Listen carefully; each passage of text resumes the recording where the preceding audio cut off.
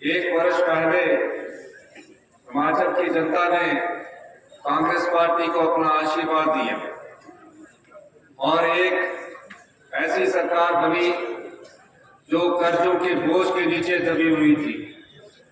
किस प्रकार प्रदेश को चलाना है, कहां से साधन पैदा होंगे, इस प्रकार जो हमारे दिनचर्या का खर्चा है उस खर्चे को कहां से पूरा करना होगा। सत्ता बदली और कर्ज का बोझ सारा हिमाचल प्रदेश की जनता और हिमाचल प्रदेश की सरकार पर पड़ा। लेकिन मैं धन्यवाद करना चाहूंगा हिमाचल के लोगों का, हिमाचल के कर्मचारियों का, हिमाचल के अधिकारियों का कि उस चुनौती का हमने दृढ़ता से सामना किया और जो लड़ाई कर्ज की हमारे साथ थी पास थी उसका हमने युद्ध की तरह लड़ा। आज हम उस दिशा में थोड़ा आगे बढ़े। ये बात मैं इसलिए कहना चाहता हूं कि हमने जो लोगों से कहा था उस दिशा में हम कैसे आगे बढ़े और हमने अपने बजट में उस दिशा को अपना तय किया। हमने कहा हिमाचल प्रदेश कभी भी आत्मनिर्भर नहीं बन पाएगा, कभी भी अपने पैरों पर नहीं खड़ा हो पाएगा अगर ये रूटीन की सरकार की तरह हम चलाते रहे।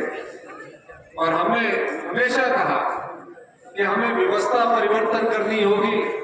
40 वर्षों से जो रूटीन की सरकार चलती आ रही थी, एक सरकार जाती थी, दूसरी सरकार आती थी और इस प्रकार परिवर्तन होता चला जाता था।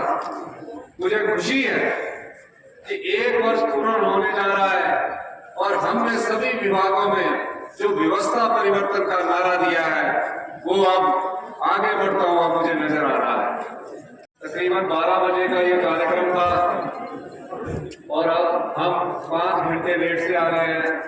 मैं जानता हूँ दूर दूर से गांव से हमारे साथी आए हैं, हमारे परिवार के लोग आए हैं और गाय भैंस रखी होती है, गाय धोने का भी समय हो गया है, लेकिन फिर भी आप यहाँ इतनी देर से आए हैं। मैं इतनी देर से आने के लिए मैं और मंत्री जी आपसे माफी चाहते हैं।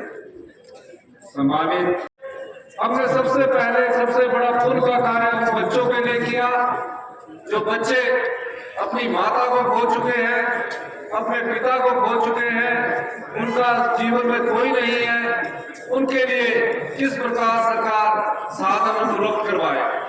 इस दिशा में बढ़ते बढ़ते आज मुझे खुशी है कि मैं जब मुख्यमंत्री बना तो सबसे पहले जो परंपरा थी कि सचिवालय में जाकर अधिकारी और कर्मचारियों की बैठक होती थी, हमने उस परंपरा को तोड़ा और शिमला के बालिका आश्रम में गया।